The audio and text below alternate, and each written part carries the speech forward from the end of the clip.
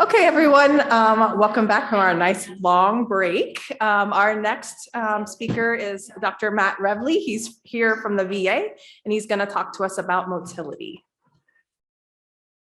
Well, thank you. Good morning. I didn't know I was going to get to talk in the round, which I like to do, actually, and I like talks to be interactive. Any gamblers in the room?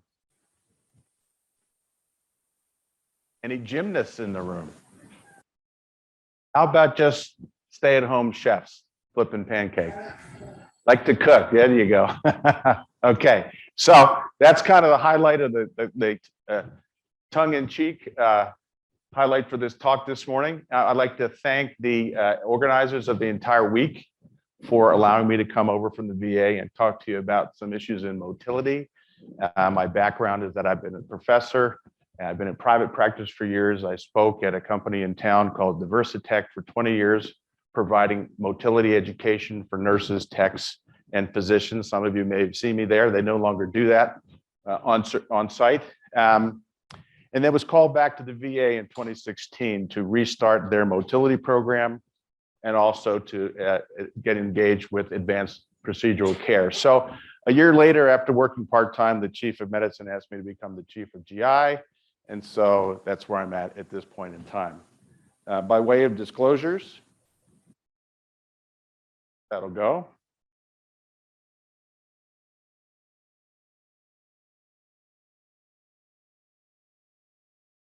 I got the pointer. Earth to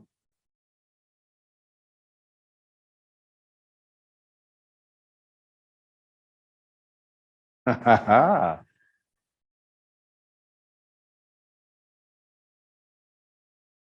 this happens regularly to me because some would say that I have a magnetic personality. My electromagnetic fields around me always interfere with electronic devices. So, yeah, sure.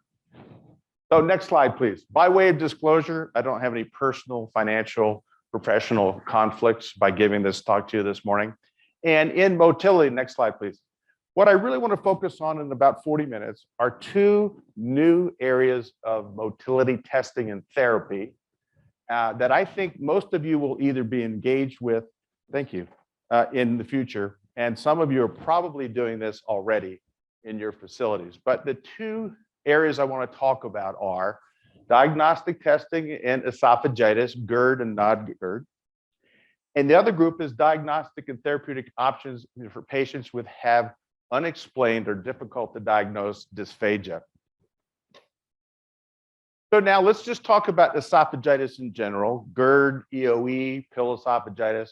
What are the current methods that we use to diagnose esophagitis? Endoscopy with or without biopsy. We use an LA classification to assess the severity of injury that you see. And it has predictive value for response to PPI therapy and surgery. And also we look for complications such as Barrett's esophagus and ulcers, which portend a risk of cancer. If you do an endoscopy, and we often do endoscopies and they're what? Normal, right? We look and they're normal endoscopy. Well, they've been on a PPI for a long time, so we may have excluded Barrett's esophagus, but then we want to test them physiologically with 24-hour pH testing. Or 24-hour pH impedance, which I think has become more of the gold standard, although the role of the impedance finding still remains to be determined. And wireless capsule Bravo testing, where you place that capsule in the esophagus. The typical duration of studies was 48 hours. I will tell you at the VA, we've moved to a 96-hour protocol because we believe that a 96-hour pH study, if it's positive on any given day, that patient has reflux. And if it's completely negative and normal at 96 hours, and Dr. Yadlapati, who used to work here, is at San Diego, would tell you that they don't have GERD as the cause of their esophagitis. So those have been the traditional methods of looking for ways that we can explain somebody's symptoms and the findings of esophagitis. So what's new? Let's bring in MI, not myocardial infarction. Mucosal impedance, okay? And, you know, we're pretty good at diagnosing pathologic reflux as a cause of symptoms in esophagitis. The methods I've just shown you are very reliable for 90+% of the population. But there are a group of people with symptoms that see physicians who are miserable, they're not responding to PPI therapy, and we want to either rule in the presence of esophagitis, or more importantly, we'd like to have technology that can rule out esophagitis as the basis of the patient's symptoms. That is the non-erosive disease patient, or what we call the functional heartburn group, okay? So we're going to talk about mucosal impedance. What I'm going to show you first is the prototype, but I want to talk about esophagitis in general. What happens when the esophagus is damaged by acid, bile, medications, eosinophilic infiltration? What happens at the cellular level to give rise to patients' symptoms? On the left is a picture of the normal squamous mucosa taken from an esophageal biopsy. You can see all those cells are very tightly connected, and if you look under electron microscopy, they have tiny little protein bridges along their surfaces that touch and kiss and reach out to the cell right next to them. When you have esophagitis, you have edema. And what we see is a change, a spread out between each of the cells, and they actually have breakdown of those cellular junctions to what we call dilated intracellular spaces seen on the right. I think everybody can see visibly that's really quite different. Well, what does that allow? That allows things like hydrogen ion to diffuse through those spaces and into the submucosal neural plexus and give the patient symptoms: heartburn, chest pain. You see an increase in permeability across that squamous membrane into the submucosa and beyond. You see activation of inflammatory cytokines. But what we can measure is that we can see a change in the ability of that membrane to flow current or charge. When we flow current, there is a resistance to flow, such as down a copper wire. That resistance in a living system is called impedance. So think of impedance as resistance. If there's dilation of those intracellular spaces and ions are moving back and forth freely, there's a lower resistance or a lower impedance. And so it would be nice to be able to say, that's a normal endoscopy. Why not? Let's pull out a catheter and see what we can measure. So introducing mucosal impedance. On the left, that is a prototype probe that was the original work that Mike Vasey validated the role of this technology in esophagitis. Two little probes placed one next to each other. These are electric sensors that measure changes, microscopic changes in voltage between the two sensors. Voltage can be converted to impedance. And on the right side is actually the typical mucosal impedance catheter with its multiple sensors, so we can capture boluses moving up and down the esophagus by drops in the impedance. Liquid has a lower resistance, a higher conductivity than solid food. So if you drink a liquid, you're going to see a drop in the impedance as that bolus crosses each pair of sensors. This is just to compare the two. Now, I think this is neat technology because it's now commercially available. On the left is the actual device that has been FDA approved and has been validated in multiple studies by Mike Vasey and others. You can see that it is placed at the time of endoscopy right through the standard endoscope channel. And in this case, this series of sensors are within a balloon that is saline filled. And as you see a change in pressure with a static volume, any change in conductance across each pair of sensors will give you an impedance reading. Kind of slick, okay? So now what's the role? Let's take a look at, and I apologize for all the pretty colors, but this is a talk with lots of pretty colors. This is the schematic of the device being placed to sample a patient with a normal endoscopy, and we're going to be looking for signs of esophagitis. And this would be a patient that typically would have GERD. As you move from blue-green, which is normal, yellow and into the red zone, as you get the deeper colors, you have a lower impedance score. And we think somewhere between 500 and 700 ohms, which is the electrical term for impedance or resistance, probably signifies esophagitis with 100% or maybe 98% certainty. So this is just the schematic of how we do it. Now let's take a look at different patients. On the left will be at 0. And as we move up the esophagus, we take measurements at 2, 5, and 10 centimeters. And this was the original a study that actually was published and brought this to the attention of gastroenterologists worldwide. If you think about it, if the esophagus is eroded, it's already damaged. The horse is out of the barn. So if you put an impedance measurement on that area, you're going to have a very low impedance. Other side of the room, very low, probably about 450. In patients who are normal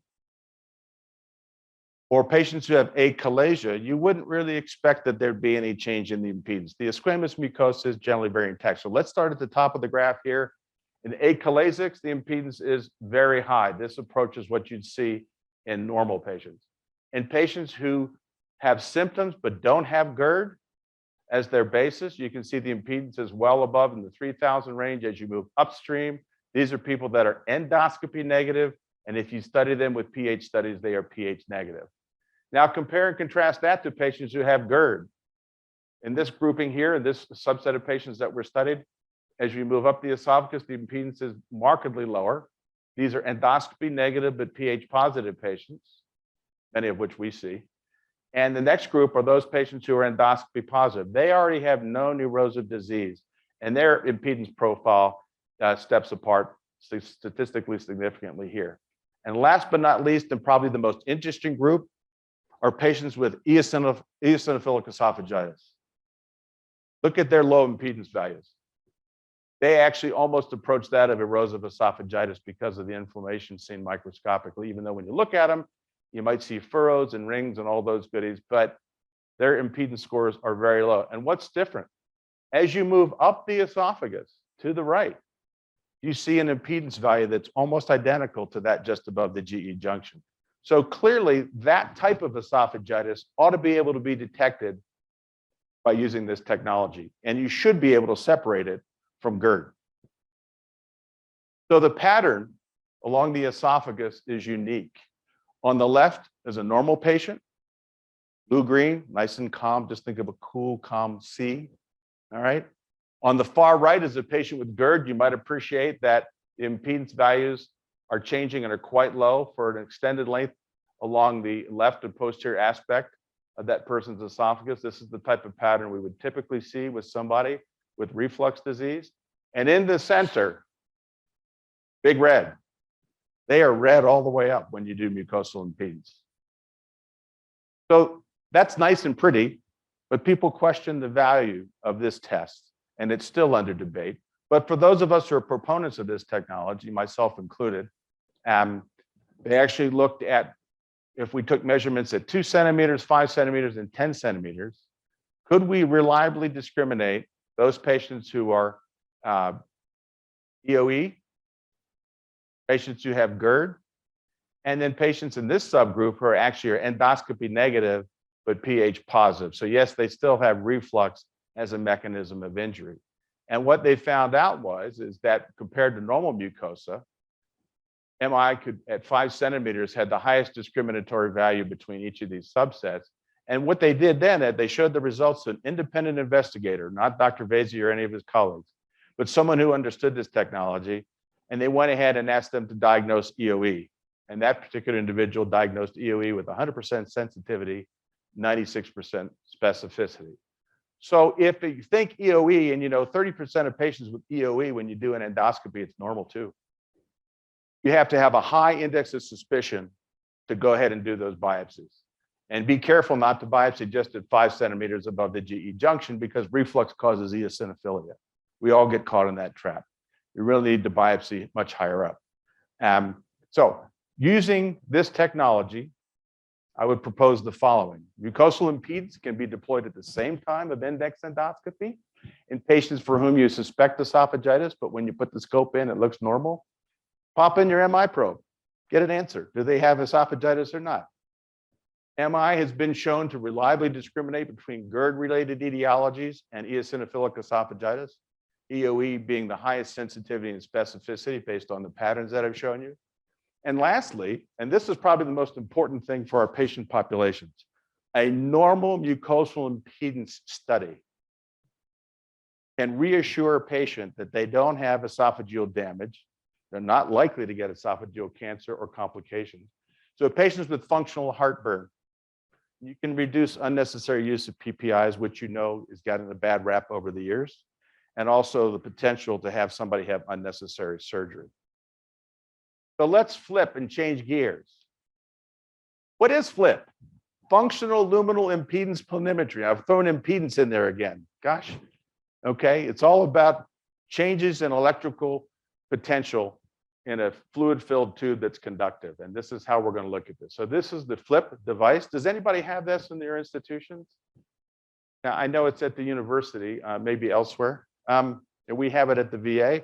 Very important to us because we have a large group of veterans who have achalasia, interestingly enough, and we have a lot of veterans who have had post-fundoplication while they were in the service, dysphagia, for which we really need to understand what's going on. We also have an extraordinary group of patients with EOE. Many of the veterans returning from Gulf War conflicts, Afghanistan, have EOE, and we're not really quite sure why that should be the case. The burn pit exposures may be a clue, and we're looking into that. But nonetheless, so this technology uses a high resolution impedance catheter, a bag that also has lots of little sensors in it, not unlike the commercially available mucosal impedance. So a couple fun facts about FLIP. We have two different balloon sizes, 8 and 16 centimeters.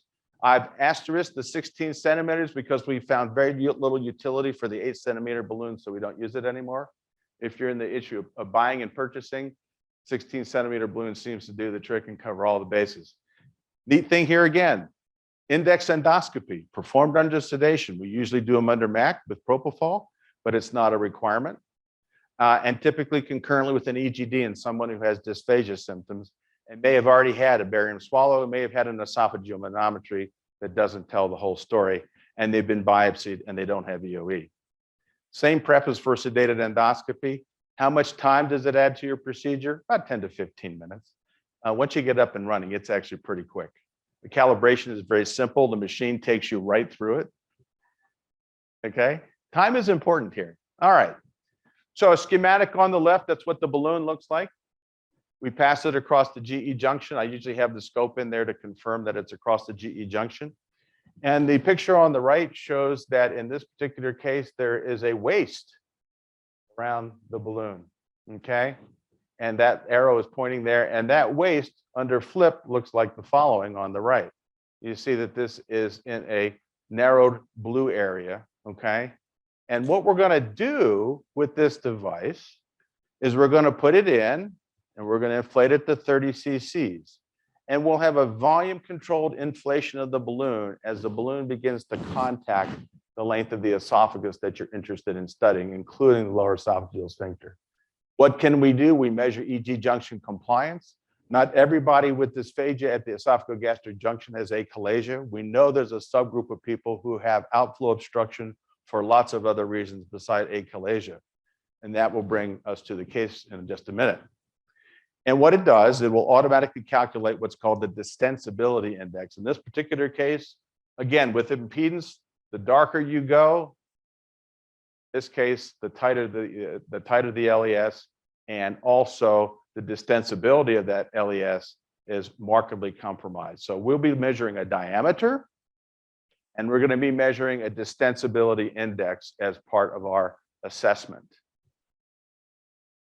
Now, FLIP 2, which is the upgraded software, allows us not just to look at the pretty colors on the left to see if there's a high pressure zone, but it also allows us to observe upstream motility. And this may or may not have a clinical importance. There are some investigators who believe that this would replace high resolution esophageal manometry. Most of us who do manometry and pass catheters might be happy about that. And if you've ever done one on yourself, like I have, it's about a one-time experience only in your lifetime. You probably won't do it again. Okay. So on the left is just our standard FLIP picture. And on the right, you'll see that, yes, with real time, we're following this in time left to right.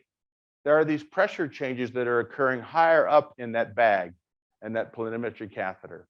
And these pressure changes reflect contractility. Now, that's not normal.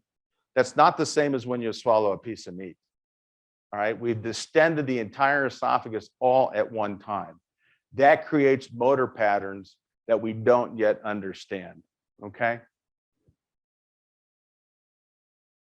So as we inflate the balloon, we start at 30 cc's, incrementally it goes by 10 ml volumes up to 60 or 70 mLs. It's limited to 70 mLs at the top. Most of the time, clinical data we can get at 60 mLs. You need to have an interbag pressure, interballoon pressure in this range, and you'll see the diameter of the waist. And then lastly, as you're doing this, you will also see a separate column that's giving you the distensibility index. Now, if you're doing these, you know how crazy this is. This is not a single reading. As the patient is breathing in and out, there are pressure changes on that balloon. And so the DI will go up and down, but it's still going to come into a range that's going to be diagnostically useful. Each stepwise inflation, we're going to maintain that for 30 to 60 seconds, which is why it adds 10 to 15 minutes to the procedure. And then we'll get a readout. We have a sheet that we track every patient provided by the manufacturer so that we can get all the important information. So pressure, volume, diameter, and distensibility index. Those are all the things that we record, and then we comment, do we see additional evidence of contractility? Very important that when we begin to deflate the balloon, and the machine does this once you press the button, you don't do it by yourself. It gradually brings that volume in the balloon down. You're going to be very sure that you're not taking recordings or readings in that setting. And even in EOE, where it might be beneficial when you're not sure at the front end during inflation, that deflation might be a little trick. But generally, I would not focus on that. This is where the research took us, and we think this is a very, very valuable tool. Okay? Look at the distensibility of the esophagogastric junction and look at the numerical values. These are very, very critical. We use these clinically every day to try to diagnose something here. Less than 2.8 for your DI, achalasia, outflow obstruction, usually achalasia. The range of 3 to 5 is normal. And if you treat an achalasic patient with pneumatic dilation, poem, or laparoscopic hellermyotomy, you're going to want to get them up to the 5 to 8 range. That suggests an excellent result in somebody who's had an endoscopic or surgical myotomy. The diameter is also another valuable parameter. In the 4 to 5 millimeter range, you imagine that's not real big. Achalasia until proven otherwise. And at 7 and above, the diameter is felt to represent normal diameter during balloon distension. Now, keep in mind, that's not what happens when you swallow meat or you swallow your food. This is an artificial device with an artificial texture, and it's placed across an LES, and it's not initiated by a swallow. So this is a static reflection of the tone and the distensibility of that tissue at the GE junction. So moving on to highlight some of EndoFlip 2. I'm going to show you some more pretty colors, but there are some contractile patterns that may have some value, okay? And the value is still being analyzed, but contractions that seem to go down the esophagus, just like a swallow on manometry, are called antegrade contractions. Makes sense, that's where the bolus is going. But we also see contractions that are going retrograde up the esophagus. And that usually portends that there is some resistance of that patient at the esophagogastric junction. There's a problem here. Retrograde contractions in the human esophagus are not a normal physiologic event. It does not happen under normal circumstance. Contractions are considered repetitive if they're 3 or more. Boom, boom, boom, a salvo, if you will, just like that picture I showed you earlier. A complete salvo of contractions of the esophageal body above the EG junction. So this picture shows you some of the contractile patterns associated with certain diseases. On the right, we have repetitive antegrade contractions. See those under normal. And actually what you're looking for is the pattern and the presence. Because antegrade contractions when you distend somebody's esophagus are normal. And you would like to see that people have contractility, have a normal study. If they don't have contractility, you should be rethinking what's happening here motor-wise. The second column is absent contractility. Look at the bottom. This is at the EGJ. So this is a dark red-brown pressure pattern. And up here in the esophageal body, we see no contractility. Hypertensive LES, no contractility, achalasia. And in fact, that's the typical pattern of type 1 achalasia, a more advanced achalasia form. The third column is contractility. Repetitive contractions, but it really doesn't have antegrade or retrograde propulsive. These are actual simultaneous vertical contractions. Again, seen in the setting of a hypertensive sphincter. Well, the clue comes from the manometry above, and that's the fact that this represents type 2 achalasia, because we have these pan-esophageal pressurization phenomenon that we see in type 2. You'll see contractility on endoscopy, and you see this simultaneous contractility when you do flip. Contractility in type 2 achalasia is not due to the circular muscle. This is a spastic repetitive contraction of the longitudinal muscle that invests the circular muscle of the esophagus. So this is why they're completely vertical and simultaneous. The entire length of the longitudinal muscle is firing all at one time. On the last slide here, this is a patient with type 3 achalasia. You can see after the swallow, there's this huge, broad, reddish continental formation coming out of this blue ocean. And this is where we see EGJ pressurization. And in this particular individual, with a lot of contractility, now we can see repetitive antegrade.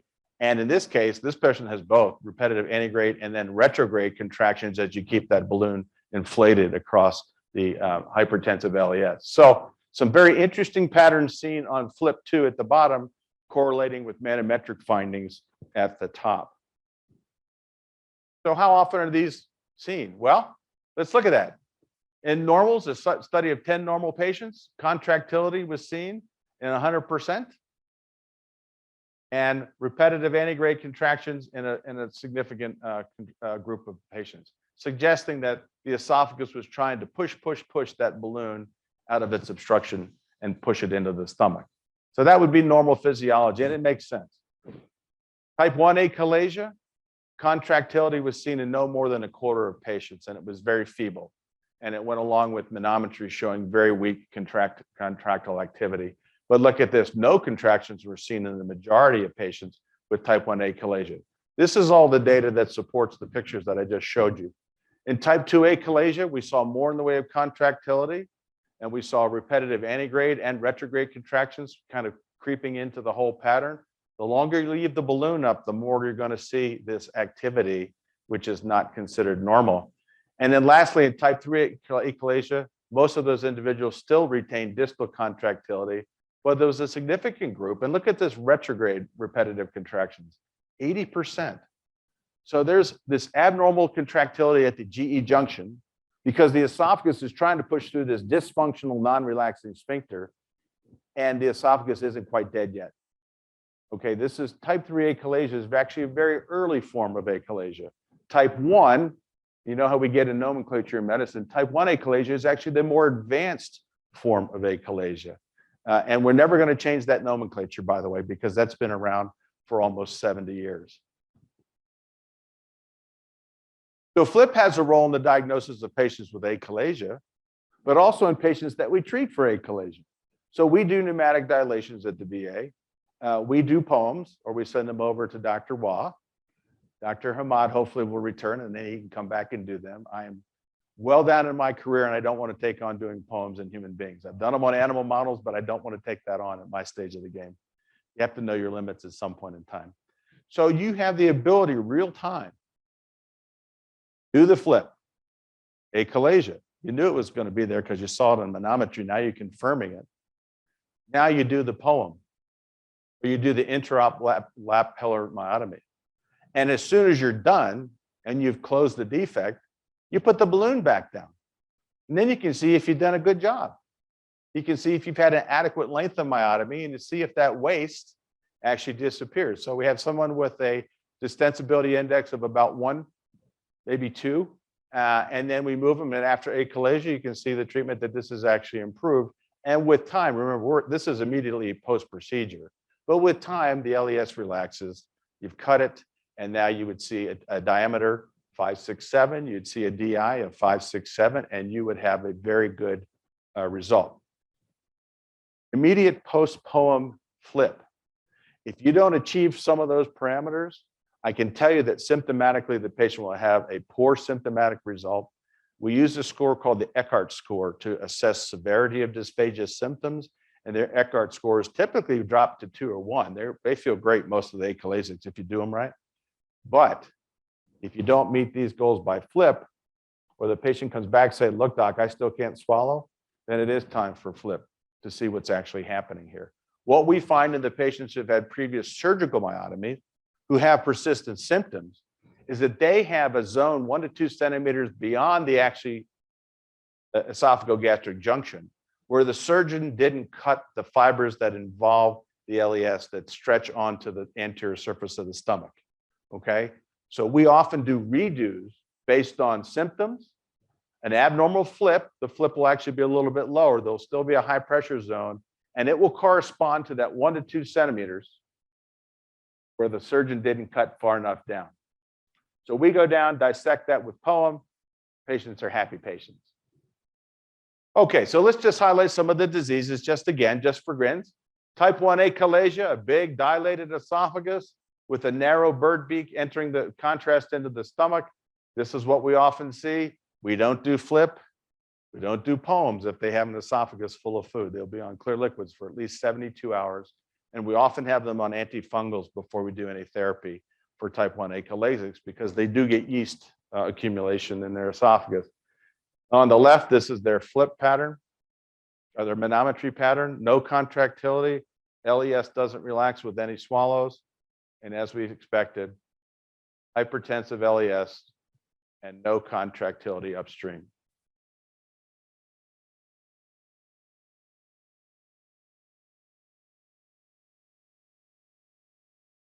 Type 2 achalasia, you still see some activity. This is a barium esophagram of someone with type 2. They have a bird beaking of the contrast column into the stomach.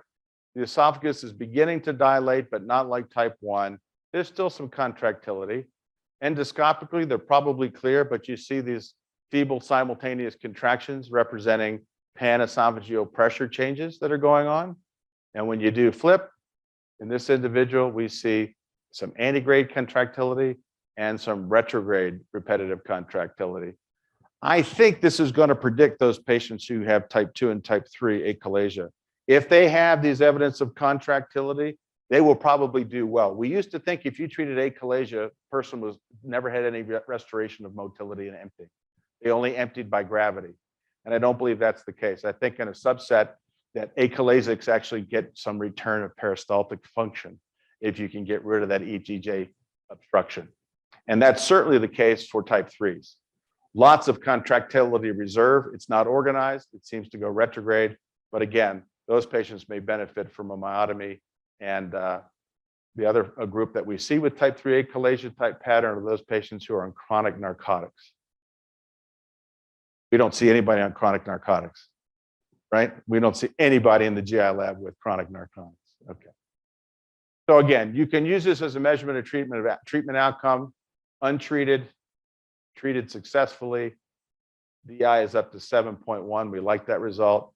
This patient was not treated successfully and had a distensibility, and it's a 0.3.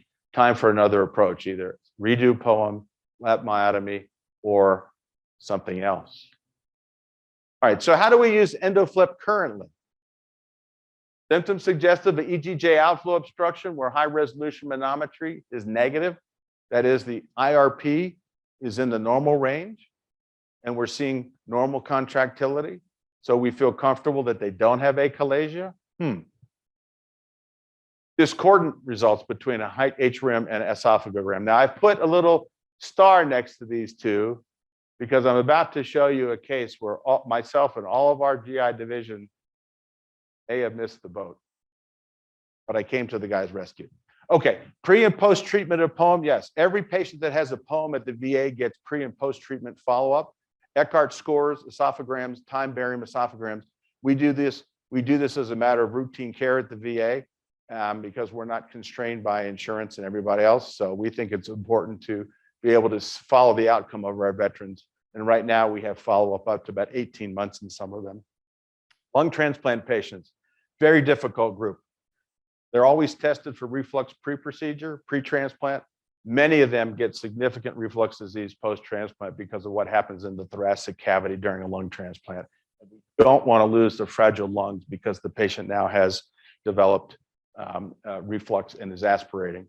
And lastly, one of our research interests, Dr. DeLay and I are actually actively doing this, evaluation of dysphagia in patients with EOE that have been treated with steroids,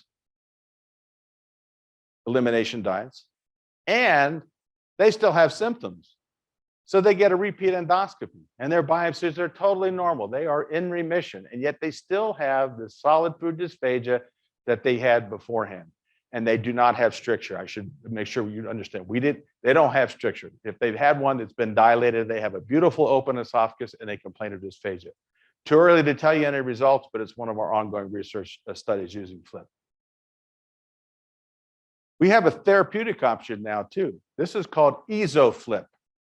This is a large balloon, two sizes. 320 is for strictures. The 330 is for achalasia. Represents the diameter, the final diameter of the balloon. For those of you who have the experience and history of doing pneumatic dilations for achalasia, like myself, where you inflate a 30 or 35 cc balloon under fluoroscopy, and you hope once that waste around that balloon disappears that you have not ruptured their esophagus. We do know of perforations with these devices, but you have an option at the time of flip. The patient's already prepped and consented and they're not a surgical candidate. Now you can take care of the achalasia with a more modern approach, an approach that's guided and monitored as you see the waste of that tight sphincter disappear. So let me present you briefly a case of discordant results. Had us all fooled at the VA. 84-year-old Hispanic male with 20 years of insulin-dependent diabetes, chief complaint, 4 years of progressive solid and now liquid dysphagia. Now that's predictive of achalasia. When you have solid dysphagia that then progresses to liquid, that has a high predictive value for achalasia in the right patients if they don't have esophageal cancer. Intermittent onset initially, now frequent, now every day, can eat solid foods. Sometimes the food would lock up in his mid-chest and would pass slowly. Other times he'd actually have to regurgitate it out.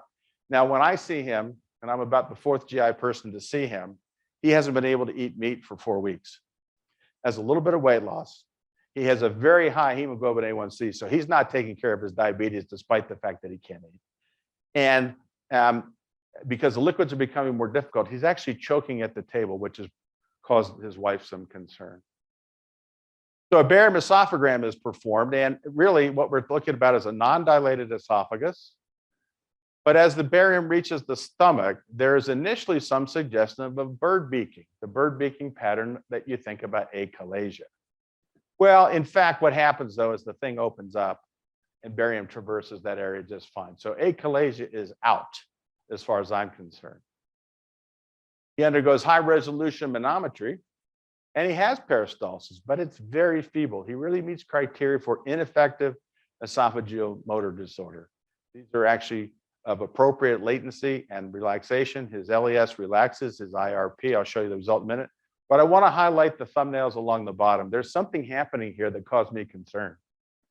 With each swallow, if we use impedance, we can see the saline building up in the esophagus. And what you'll see is you see the column, the height of the blue column is getting higher and higher and higher. In fact, this time he actually choked and had to spit out some, so we took a break.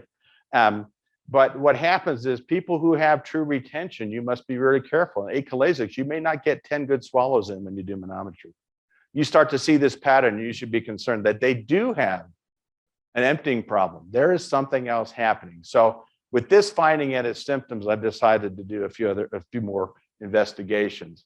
At his prompting, believe it or not. The numbers are here. He has normal motility, except that most of his contractions are ineffective. He has DCI that actually on average is about 193, and anything under 450 is considered weak, and anything under 100 is considered a completely failed swallow. But he has contractility. Well, you can't have that kind of contractility if you diagnose achalasia. But he's done a lot of reading. And he thinks that he has achalasia. He's read the Mayo Clinic, he's read Cleveland Clinic, he's read a bunch of stuff. Anyway, so symptomatic daily, I said, okay, I have a trick up my sleeve. So I bring him back for flip. This is his flip pattern. He's got a red zone. He has an area of hypertensive or non-distensible esophagus right at the GE junction, not achalasia, okay? And I told him in advance, if I found something, I would take care of it. So we put the ESO 330 balloon down and we slowly inflate it till we get a nice 28-millimeter diameter esophagus from top to bottom. Put the scope back in, a little bit of mucosal tearing, but it actually was an ideal. It looked better than all the Rigiflex dilations I've done in my lifetime. No blood on the dilator.